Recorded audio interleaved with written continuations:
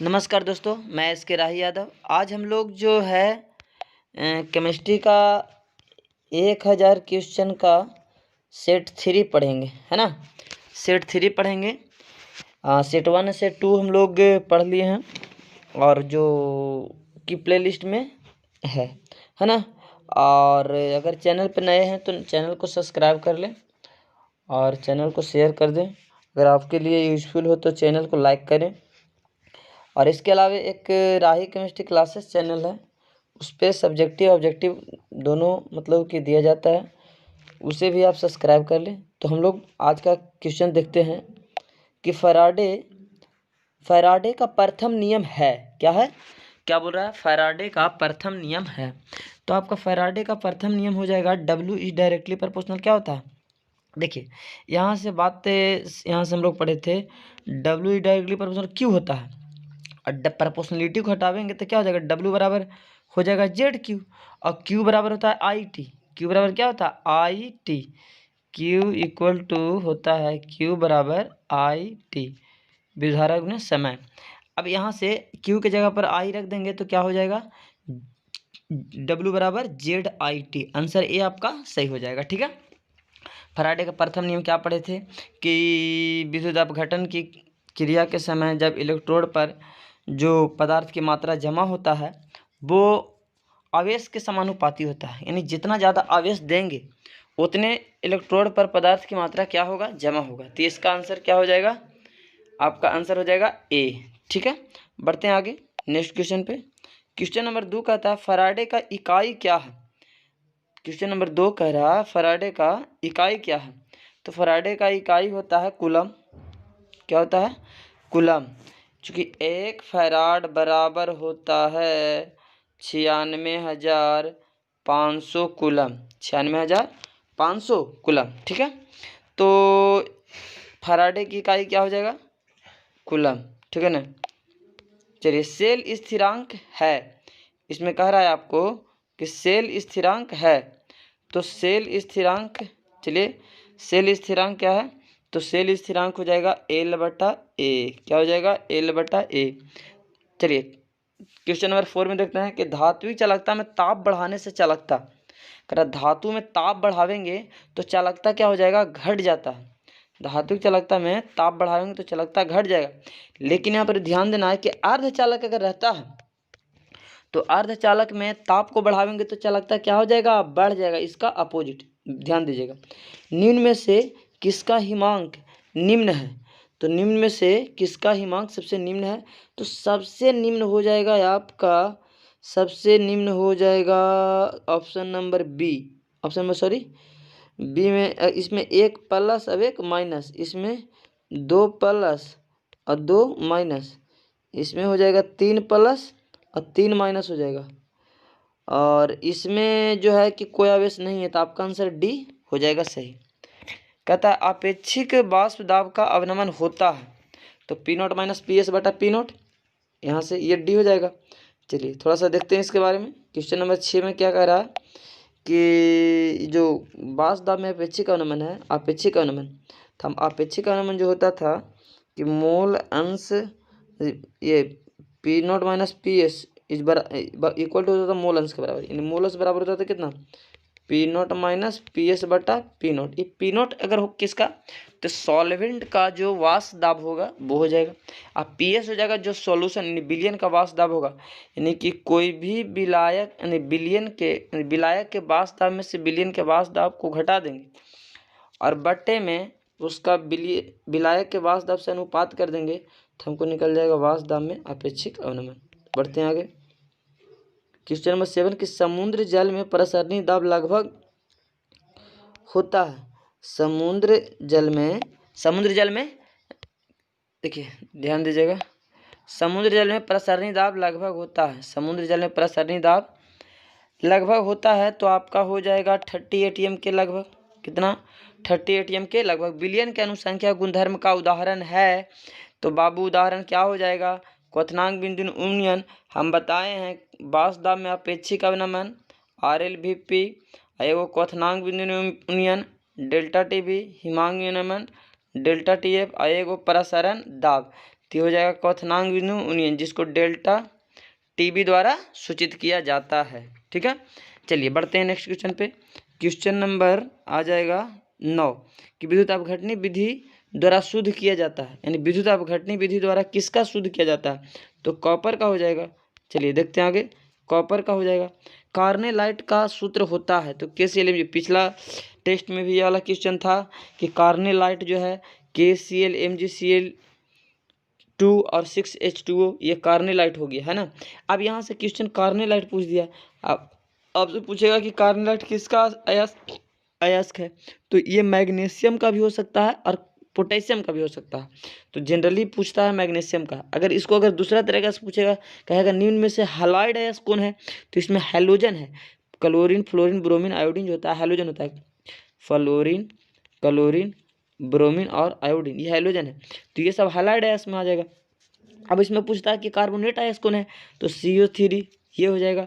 ये सब क्या हो जाएगा, कार्बोनेट अयस्क। आपको क्वेश्चन पूछा है कि कार्नेलाइट कौन है, तो KCl MgCl2 और 6H2O, KCl MgCl2 और 6H2O। चलिए, गैंग को एक और नाम से जाना जाता है। ये वाला क्वेश्चन पहले भी एक बार रिपीट हो चुका है और ये दोबारा रिपीट हो रहा है। तो हम लोग गैंग को आधात्री भी बोल सकते हैं, मैट्रिक्स भी बोल सकते हैं। इस तरह से आपका आंसर D सही हो जाएगा। गैंग को हम आधात्री बोल सकते हैं, मैट्रिक्स बोल सकते हैं। गैंग होता क्या, तो अयस्क में उपस्थित अशुद्धियों को क्या कहते हैं, गैंग कहते हैं। अयस्क में उपस्थित अशुद्धियों को क्या कहते हैं, गैंग कहते हैं। आगे कह रहा है कि द्रवण विधि में किस धातु का शोधन किया जाता है। द्रवण विधि में किस धातु का शोधन किया जाता है, तो इसमें हो जाएगा टीन का जो है द्रवण विधि द्वारा शोधन किया जाता है। अगर वाष्पन बोलता है, विद्युत अपघटन बोलेगा तो कॉपर हो जाएगा। लेड तो शीशा हो गया, ठीक है ना। बाष्पीकरण बोलता है, यानी ऊर्ध्वपातन बोलता है तो जिंक हो जाता। लेकिन कह रहा है द्रवण विधि, इन पिघला के, यानी टीन में मिट्टी रहेगा, कंकड़ बालू, ये मतलब कि इसमें अशुद्धियाँ के रूप में रहेगा। तो इसमें क्या करेंगे, इसको पिघलाया जाएगा, ढालूनुमा चूल्हा पर इस तरीक़े से गर्म किया जाएगा। यहाँ से गर्म करेंगे तो ढालूनुमा चूल्हा पर इस तरह गर्म होगा और अशुद्धियाँ इस चूल्हे पर इस तरीक़े से रह जाएगा, बाकी यहाँ पे शुद्ध धातु आ जाएगा। तो कहेगा द्रवण विधि द्वारा, तो आपको क्या कहना है, टीन। द्रवण विधि द्वारा टीन, द्रवण विधि द्वारा हो जाएगा टीन। चलिए ये आंसर हो जाएगा, ये हो जाएगा आपका D। चलिए आगे कहता है मंडल शोधन में किस धातु को प्रक्रम किया जाता है, शोधन किया जाता है, प्रक्रम लिख दिया यहाँ पे, किस धातु का शोधन किया जाता है। तो आपका दे दिया बोरन, एल्युमिनियम, एसएन, जिंक। इस धातु में किसका शोधन किया जाता है, तो आपका अगर मतलब इस तरीक़ा से पूछ दे तो हम बोल देंगे बोरन को मंडल शोधन द्वारा किया जाता है। क्योंकि जिंक और एल्युमिनियम को हम विद्युत अपघटन विधि द्वारा कर लेंगे। और टीन, एसएन, इसका सूत्र क्या था, टीन का सूत्र था एसएन को कर लेंगे हम किसके द्वारा, द्रवण विधि द्वारा। तो ये बोरन को हो जाएगा मंडल शोधन द्वारा। चलिए बढ़ते हैं आगे। करा क्रायोलाइट किसका अयस्क है, क्रायोलाइट, ठीक है ना। तो क्रायोलाइट हो जाएगा आपका एल्युमिनियम का, ठीक है ना। क्रायोलाइट किसका अयस्क हो जाएगा, एल्युमिनियम का, ठीक है। क्रायोलाइट एल्युमिनियम का और मुख्य है तो बॉक्साइड हो जाएगा, एल्यूमिना हो जाएगा, है ना। बॉक्साइड हो जाएगा, एल्यूमिना हो जाएगा। चलिए एवोगाड्रो संख्या बराबर है, तो आप लोग सभी लोग जानते हैं दोस्त कि एवोगाड्रो संख्या कितना होता है, 6.023 इंटू 10⁻23। तो प्लस में हो जाए, एक देखिए दिमाग गड़बड़ाने के लिए एक प्लस में दे दिया है और एक माइनस में दे दिया है, लेकिन आपका आंसर क्या होगा, B होगा। चलिए आगे बढ़ते हैं क्वेश्चन, नेक्स्ट क्वेश्चन। बादल निम्न में से किसका उदाहरण है। आप बताइए कि बादल, दोस्त ध्यान दीजिएगा कि बादल में क्या होता है। तो बादल जब मतलब कि बादल से बारिश होता है तो पानी होगा, और क्या होगा, तो बादल में पानी के साथ यानी जल के साथ, पहला बात कि द्रव, तो ये इसमें द्रव का कोई चर्चा नहीं किया है, तो ये तो हो नहीं सकता है। इसमें द्रव का चर्चा की, इसमें द्रव की चर्चा किया है, ठीक है ना। तो गैस में द्रव रहता है ना, गैस में द्रव रहता है, तो आपका आंसर D सही हो जाएगा। बादल क्या होता है, गैस, बाष्प, पानी को जब गर्म करते हैं तो बाष्प में बदल जाता है, और बाष्प में बदलने के बाद वो क्या करता है, ऊपर में जमा रहता है, यानी गैस के साथ क्या रहेगा, द्रव रहेगा। तो आपका आंसर क्या हो जाएगा, आपका आंसर हो जाएगा D। क्या हो जाएगा आंसर, D। चलिए ध्यान देंगे आगे। 17 नंबर क्वेश्चन में क्या कह रहा है दोस्त, निम्न में से कौन सा लायोफिलिक क्लोराइड है ना। निम्न में से कौन सा लायोफिलिक क्लोराइड है? तो रबर, एक देखना रबर, गोंद, दूध और कुहासा। तो लायोफिलिक होता है कौन? जो द्रव से मतलब कि स्नेह करे, प्यार करे, द्रव से लगाव रखे। तो द्रव से लगाव रखने वाला क्या है? गोंद हो जाएगा। गोंद जो द्रव से क्या करेगा? लगाव रखेगा। 18 नंबर में क्वेश्चन देखिए, निम्न में से 18 नंबर क्वेश्चन क्या कह रहा है? निम्न में से कौन प्राकृतिक क्लोराइड नहीं है? प्राकृतिक क्लोराइड नहीं है। तो बाबू बताइए कि रबर जो है, रक्त जो है प्राकृतिक क्लोराइड है, यार हम कोई डाउटे नहीं है। NaCl जो है प्राकृतिक है, सोडियम क्लोराइड समुद्र से मिलता है। और ये शर्करा यानी चीनी जो हो गया, ये भी प्राकृतिक है। और ये आपका जो डी आंसर जो नज़र आ रहा है, ये मानव निर्मित है, सोडियम स्टीरेट। इसका नाम हो जाता है क्या? Sodium stearate. चलिए बढ़ते हैं नेक्स्ट क्वेश्चन पर। 19 नंबर क्वेश्चन की ओर हम लोग देखेंगे कि निम्न में से द्रव विरागी क्लोराइड कौन है? एक होता है द्रव स्नेही और एक होता है द्रव विरागी। तो द्रव विरागी क्लोराइड हो जाएगा आपका बी। 19 का हो जाएगा बी यानी स्टार्च। क्या हो जाएगा? अच्छा सॉरी, स्टार्च नहीं, गंधक। क्या हो जाएगा? गंधक। ध्यान दीजिएगा, ये हो जाएगा गंधक। क्या? गंधक द्रव विरागी। 20 नंबर क्वेश्चन कहता है निम्न में से कौन क्लोराइड नहीं है? तो क्लोराइड नहीं कह रहा है, तो यहाँ से रक्त क्लोराइड है, प्रोटीन भी क्लोराइड है, धुआं भी क्लोराइड है। ये क्लोरोफिल जो है, क्लोरोफिल जो, ये क्लोरोफिल क्या होता है? तो पौधा के जो हरी पत्ती होती है उसमें हरा रंग जो होता है क्लोरोफिल के कारण होता है। क्लोरोप्लास्ट में एक वर्णक पाया जाता है जिसको क्लोरोफिल कहते हैं। तो ये क्लोराइड नहीं है ना। तो 21 नंबर क्वेश्चन देखिए कि CH3COO C2H5 ईस्टर हो गया। क्या हो गया? ईस्टर। इसको जल डाला और जल डाला तो बन गया क्या? यहाँ बन गया एसिटिक एसिड और यहाँ बन गया इथाइल अल्कोहल। एसिटिक एसिड और इथाइल अल्कोहल की कोटि पूछ रहा है। तो जलांशन किया तो ये मतलब वास्तविक में तो ईस्टर का जलांशन हुआ। क्या हुआ? ईस्टर का जलांशन हुआ। तो जलांशन हुआ तो यहाँ से एक ईस्टर नजर आ रहा है, एक जल नजर आ रहा है। लेकिन यहाँ पे जो है किया छदम कोटीय अभिक्रिया, झूठा कोटीय अभिक्रिया। तो इसका आंसर हो जाएगा 21 का आंसर हो जाएगा प्रथम कोटि। लगता है कि दूसरी कोटि है लेकिन होता है प्रथम कोटि, इसलिए 21 का आंसर हो जाएगा प्रथम कोटि अभिक्रिया। एक आंसर क्या हो जाएगा? प्रथम कोटि अभिक्रिया। चलिए बढ़ते हैं आगे। निम्न में से शुद्ध कोटि यानी शून्य कोटि अभिक्रिया पर निर्भर रहती है। किस पर निर्भर रहती है शून्य कोटि अभिक्रिया? तो यहाँ पे हमको तो लगता है कि ताप पर निर्भर रहेगा। जब तक टेम्परेचर नहीं देगा तो होबे नहीं करेगा। सूर्य का प्रकाश, उत्प्रेरक, सभी पर, ठीक है ना। शून्य कोटि अभिक्रिया जो है अभिकारक सांद्रता के घात पर निर्भर नहीं करता है। किस पर करेगा? किस पर? तो करेगा टेम्परेचर पर, सूर्य के प्रकाश पर और उत्प्रेरक पर। किस पर? उत्प्रेरक पर। चलिए पढ़ते हैं आगे। 23 नंबर क्वेश्चन में कह रहा है, थोड़ा सा कॉन्सेप्टेबल क्वेश्चन है कि Na3 अब बिग ब्रैकेट में देखिए यहाँ पर दे दिया है, बिग ब्रैकेट में दे दिया है आपका, बिग ब्रैकेट में दे दिया है आपका क्रोमियम और C2O4 के हॉल 3। कह रहा है C2O4 के हॉल 3 में क्रोमियम के उप सहसंयोजन संख्या। तो कोऑर्डिनेशन नंबर कह रहा है। उप सहसंयोजन संख्या का मतलब क्या हो गया? Coordination number. तो हम बोले थे कि number of ligand coordination number हो जाएगा। जय गो लिगैंड रहेगा तय वो कोऑर्डिनेशन नंबर। तब बात आता है यहाँ पर कि सर यहाँ तो लिगैंडों की संख्या 3 है, कोऑर्डिनेशन नंबर 3 हो जाना चाहिए।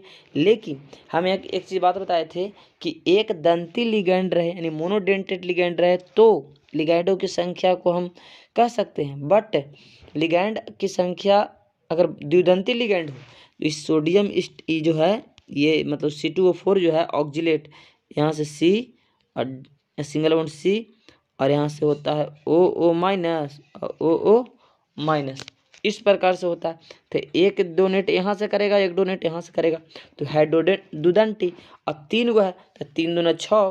कोऑर्डिनेशन नंबर कितना हो जाएगा इसका? 6 हो जाएगा। चलिए बढ़ते हैं आगे। उदासीन लिगैंड का उदाहरण है। उदासीन लिगैंड कौन है? तो साइनाइड समूह, ये तो उदासीन नहीं हो सकता, माइनस में रहता है। हैलोजन, हैलोजन ये भी माइनस में रहता है। Fluorine, chlorine, fluorine minus, chlorine minus, bromine minus.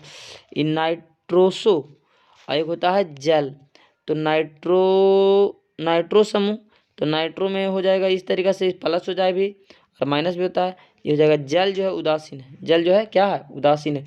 जल पर कोई चार्ज नहीं होता है, यानी H2O, क्या H2O पर कोई आवेश नहीं होता है। चलिए तब बढ़ते हैं नेक्स्ट क्वेश्चन, 35 नंबर क्वेश्चन में हम लोग पढ़ते हैं।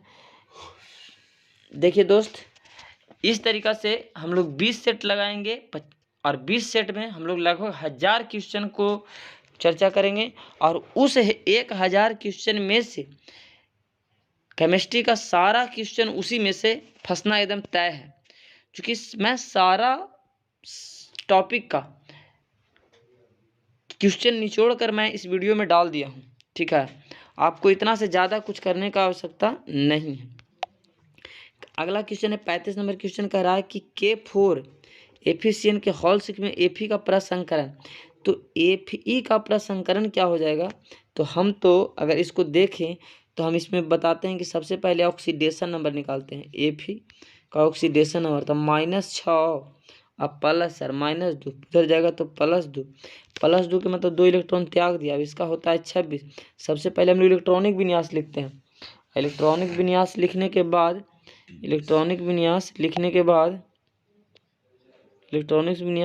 बाद हम लोग देखिए इस तरीक़े से हम करते हैं 1s2 2s2 2p 6 3s2 और 3p 6, फिर उसके बाद में 4s2 3d 10 होता है, बट लेकिन 10 होगा नहीं, मेरे पास यहाँ 6 है। 6 ये बाहर में से इलेक्ट्रॉन 2 चला जाएगा, बचेगा 6। तो 6 जाएगा तो अंदर में जाएगा, क्योंकि मजबूत लिगेंड है। साइनाइड क्या है, मजबूत लिगेंड है ना। तो इसका आंसर हो जाएगा, अंदर में जाएगा, नहीं हो जाएगा आंसर आपका सी। क्या हो जाएगा आंसर सी, D2sp3। चलिए बढ़ते हैं आगे। कह रहा है K4 एफिशिएंट एक उदाहरण है। कहता है क्या है, K4 एफिशिएंट जो है जटिल यौगिक है। कहता है से मतलब इसमें कह रहा है कि आयनिक संकुलन, उसके बाद में आणविक संकुलन और सेतु संकुलन, इनमें से कोई नहीं। तो आयनिक संकुलन अगर बोल रहा है तो आयनिक हो सकता है, आणविक हो जाएगा, आणविक संकुलन इसको कह देंगे। ठीक है ना, बी। आपको 36 नंबर के आंसर हो जाएगा 36 में बी। क्या बोलेंगे, बी।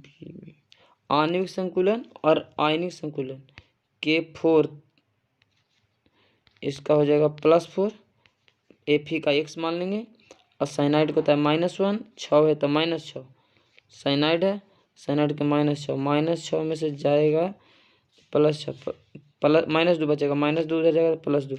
ये इसका आंसर हो जाएगा ए, सॉरी ध्यान दीजिएगा, इसका आंसर हो जाएगा आयनिक संकुलन। चलिए बढ़ते हैं आगे 37 नंबर पर।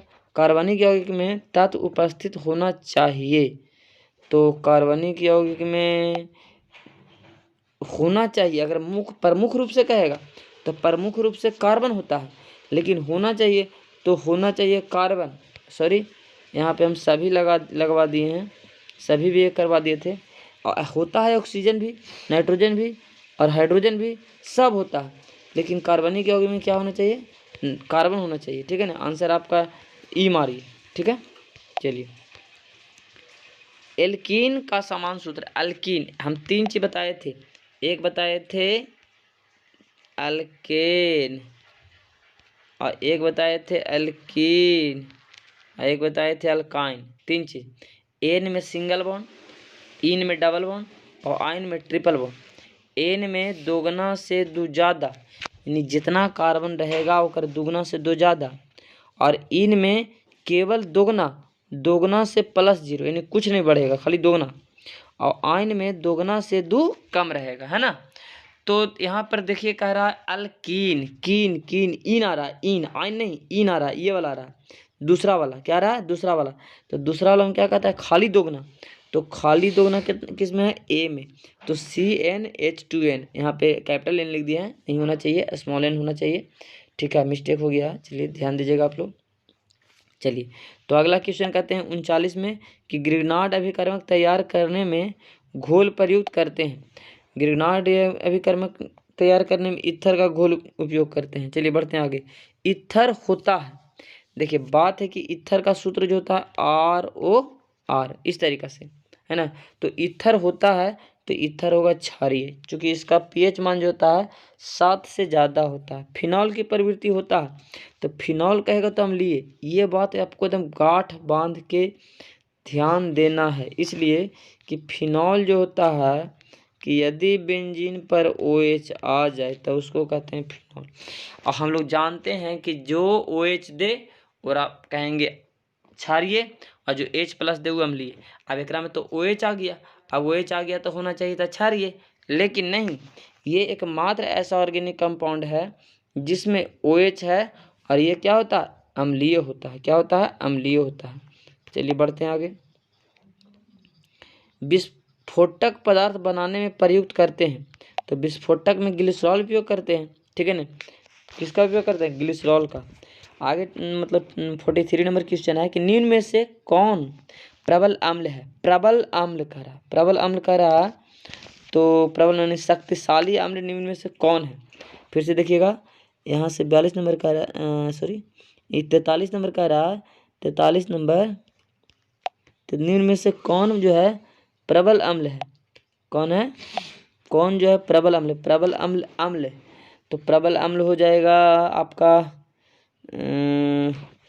फिनॉल अम्ल है, बेंजोइक अल्कोहलिक अम्ल है, लेकिन जो सी वाला जो है ना मेटाक्लोरोफिनॉल, मेटा क्या होता है दोस्त, देखिए ये बेंजीन है, बेंजीन पर यहाँ XYZ रहेगा, इस वाले को ऑर्थो कहते हैं, इस वाले को ऑर्थो कहते हैं, और इस वाले को मेटा कहते हैं, और इधर वाले को मेटा कहते हैं। नीचे जो है वो होता है पारा, क्या होता है, पारा। तो ये जो क्या बोला, ये जो सी बोला एम क्लोरो यानी मेटा क्लोरोफिनॉल जो होता है वो क्या होता है, सर्वाधिक अम्लीय होता है। देखिए इस तरीक़ा से फिनॉल हो गया, फिनॉल, अब फिनॉल के मेटा पर क्या चाहिए, क्लोरो, तो इसको जो वो सबसे क्या होता है, ज़्यादा अम्लीय होता है। चलिए आगे कहता है मिथेनॉल का सूत्र है, तो मिथेनॉल का सूत्र किसका लग रहा है, मिथेनॉल, तो मिथेनॉल में क्या हो जाएगा, ये वाला, ये हो जाएगा आपका आंसर A,